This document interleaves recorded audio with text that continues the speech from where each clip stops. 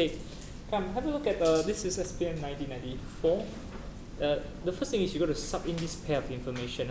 When you sub x with 2, y with 4, so it goes like this: 4 equals to k to power m. I can't simplify further, leave it.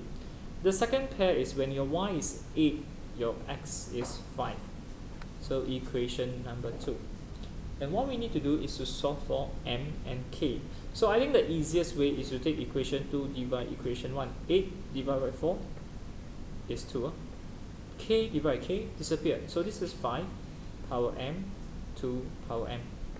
Okay, and then we can put it together. 5 over 2 power m is now 2. Now this one, obviously you cannot change the same power, right? Remember, I'm same base. If let's say this is 5 over 2 and this is 25 over 4, then we can change the same base. If you can't change the same base, we introduce log. Then you bring the power m in front. Let me continue here. M log 5 over 2. The result is log 2. Now you use your calculator. Log 2 divide log 5 over 2. The result is 0.7565. Yeah? 0.7565. Okay? Now, once you got this, can you find k or not? Yes.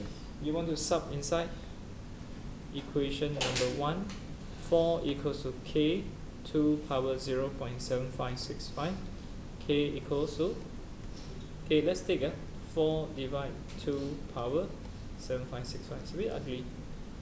2.368. Okay.